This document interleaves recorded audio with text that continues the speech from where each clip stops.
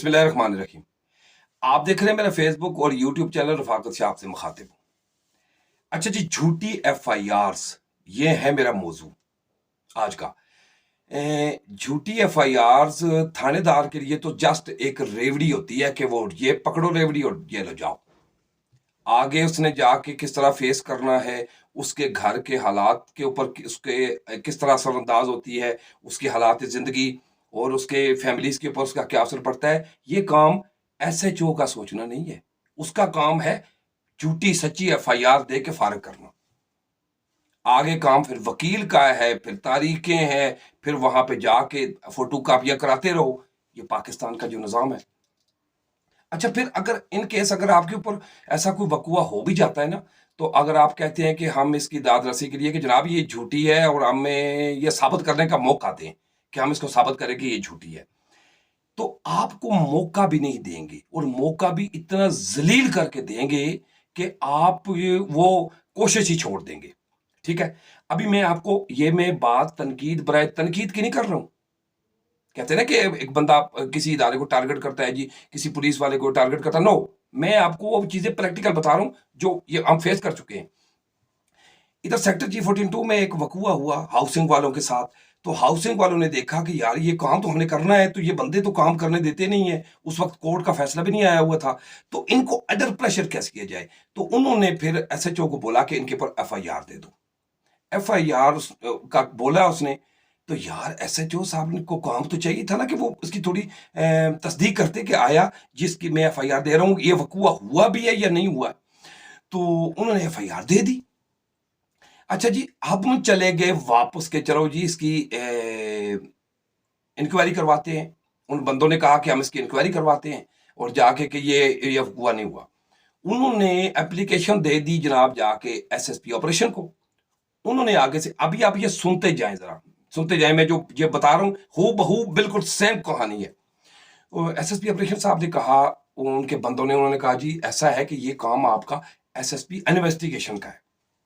उस दफ्तर से निकले, उन दफ्तर में चले गए, एसएसपी इन्वेस्टिगेशन के दफ्तर में।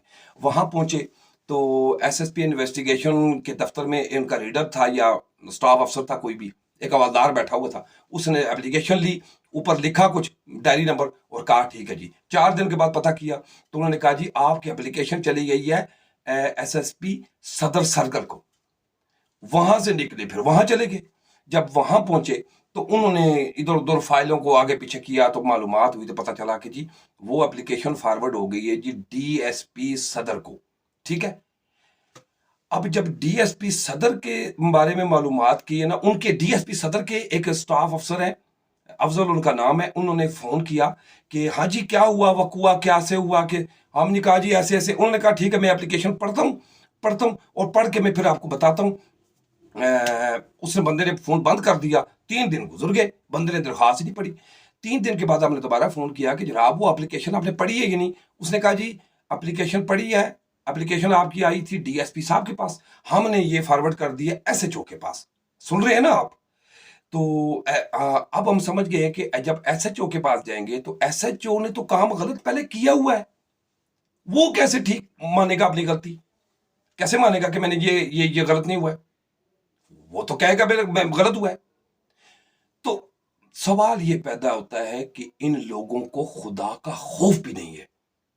मैं अल्लाह की कसम उठा के कहता हूं, इन लोगों के इनके इनके दिमाग में पता नहीं क्या चीज है, इतनी ताकत और इतना गरूर है कि इनको खुदा का खौफ भी नहीं है। ओ भाई, यहां तो चलो आपके बहुत सपोर्टर होंगे, बड़ी सिफारिश होगी, बड़ी अप्रोच होगी, मान लिया, ऐसी तो भर्ती नहीं होता ना बंदा। लेकिन वहां अगले अगले जहान में क्या होगा, रोजे क्यामत क्या होगा यार? वहां तो अमाल और ये जो बेगुनाह होंगे इनके हाथ इधर गरेबान पे होंगे। तो ये कोई अलजबरे का सवाल है? ये तो पता आपको भी आपने गलत किया है। लेकिन मसला क्या है जी, हमारे यहाँ इन लोगों को अप्रिशिएट किया जाता है। अप्रिशिएट कैसे किया जाता है जी? अभी तो हालात इस किस्म के आते जा रहे हैं कि लोगों को हिसाब किताब तो देना पड़ेगा, आज नहीं तो कल, कल नहीं तो 10 साल बाद, 4 साल बाद ये चीजें ओपन होंगी। मसला ये है कि जी रिस्पेक्ट, अभी मैं आपको एक छोटी सी बात बताऊं, इसी इस्लामाबाद पुलिस की मैं बात करता हूँ। काजी जमीलुर रहमान साहब थे, एक आईजी, सैयद कलीम इमाम साहब थे, ایک وہ جو لاسٹ میں جو آئی جی صاحب آئے تھے پنڈی سے ادھر پوسٹنگ ہوئی تھی بطور آئی جی آئے تھے، وہ تھے انعام غنی صاحب تھے. یہ لوگ میں نے بڑے دھلے سے نام لیا. کیوں لیا؟ کیونکہ ان کی عزت ادھر دل میں ہے. یہ قائد اعظم محمد علی جناح نے پبلک سرونٹ کا جو نقشہ بتایا نا کہ پبلک سرونٹ ہوتا کیا ہے، اس کی ذمہ داریاں کیا ہے، تو عمران خان نے اس کو عملی جامہ پہنایا. اور پھر یہ جو افسر تھے یہ فیس بک کھلی کچہریاں کرتے تھے، لوگوں کے سوال سنتے تھے. اب اندازہ لگا لیں، یہاں ایسا جو بات نہیں سن رہا ہے، اور اس زمانے میں انسپیکٹر جنرل جو ہے وہ لوگوں کے سوال سنتے تھے اور ان کے جواب دیتے تھے. ہے نا ڈفرنس تو ہے نا. تو جب ایک انسپیکٹر جنرل لوگوں کے ترچھے ٹیڑے میڑے سوال سنتا اور اس کے جواب دیتا، اور ہم لوگ اس چیز کو دیکھتے اور سنتے رہے، تو کیا پھر ان لوگوں کی عزت نہیں بنتی ہے؟ آج ہمیں یاد ہے، اگلے 10 سال کے بعد بھی پوچھیں گے تو ہم کہیں گے ہاں اس طرح کے آفیسر وہاں سے گزر کے گئے ہیں. بھائی بات یہ ہے، رسپیکٹ ایسے نہیں ملتی، رسپیکٹ ڈنڈے کے زور پہ نہیں ملتی ہے میرا بھائی. عزت وہ ہوتی ہے جب کسی کو عزت دیتے ہیں تو آپ کو اس بدلے میں عزت ملتی ہے. آپ لوگوں کو کتے کی طرح ذلیل کریں، جانوروں کی طرح آپ کا بیہیو ہو، اور پھر آپ اس کا یہ آگے رکھیں، امید رکھیں کہ آپ کی رسپیکٹ ہوگی. نہیں ہوگی، نہیں ہوگی. میں کلیئر کٹ بتا رہا ہوں. ابھی یہ ہوتا ہے کہ جو بندہ اس طرح پولیس کے خلاف، میں نے کچھ ایسا تو نہیں بولا، میں نے وہی بولا جو فیس کیا. تو یہ بولنا تو میرا عام لوگوں کا حق ہے، اگر کوئی حق دے تو پاکستانی آئین کے مطابق.